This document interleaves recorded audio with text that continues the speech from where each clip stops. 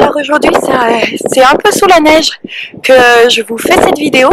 Alors il fait très froid, je sais pas si ça va fonctionner du coup. Alors oui, beaucoup trop de vent sur cette séquence, donc je reprends en voix off. Donc aujourd'hui, je voulais répondre à quelques questions sur la vaccination de voyage, même si en fait je pensais pas faire cette vidéo parce que j'étais pas bien sûre d'être légitime pour ça. Je considère que c'est à chacun de prendre ses responsabilités, de rechercher et d'aller voir les professionnels de santé compétents qui pourront répondre à ces questions. Mais c'est vrai aussi que finalement j'ai fait des recherches et que ça peut peut-être servir à d'autres.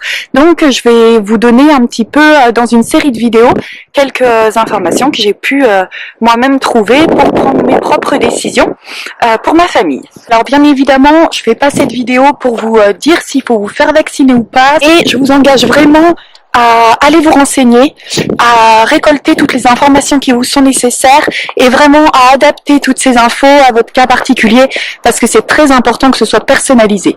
Alors en ce qui concerne la vaccination, ce qui est vraiment important de bien comprendre, c'est que c'est personnalisé parce qu'il s'agit d'évaluer un rapport bénéfice-risque avant de se faire vacciner et donc il y a des différents facteurs à prendre en compte et c'est ça dont je vous parlerai. Mais d'abord du coup on peut revenir sur qu'est-ce que c'est la vaccination pour bien comprendre pourquoi c'est pas forcément non plus anodin. Alors bien sûr, la vaccination a pour but de protéger contre la maladie. Lorsqu'on injecte le vaccin dans notre organisme, il va déclencher la production d'anticorps qui seraient normalement déclenchés si on était réellement exposé à la maladie et c'est ce qui va créer l'immunité contre cette maladie. Et donc pour pouvoir provoquer cette immunité, on va injecter via le vaccin les antigènes ou des antigènes désactivés de la maladie pour pouvoir provoquer cette réponse immunitaire.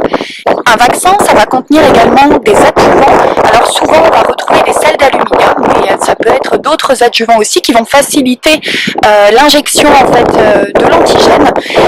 Un vaccin, c'est pas anodin et donc comme un médicament, il va falloir réfléchir avant de le prendre si c'est vraiment utile ou pas. L'autre question à se poser avant de se faire vacciner, c'est de bien comprendre quelle est la différence entre les vaccins obligatoires et les vaccins recommandés.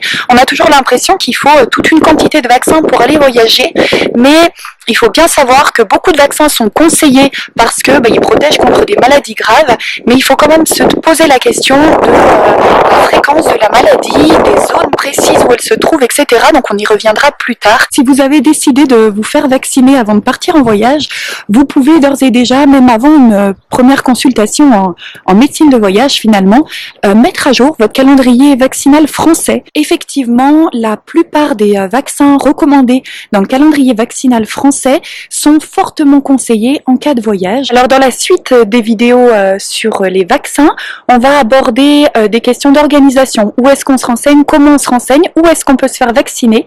Je vous donnerai également quelques informations sur les vaccins qui sont recommandés particulièrement pour un tour du monde ou pour un voyage au long cours. Et puis bien sûr, on parlera prix aussi parce que c'est une grosse question concernant le budget. Est-ce que ça coûte cher? Comment se renseigner sur les tarifs, etc.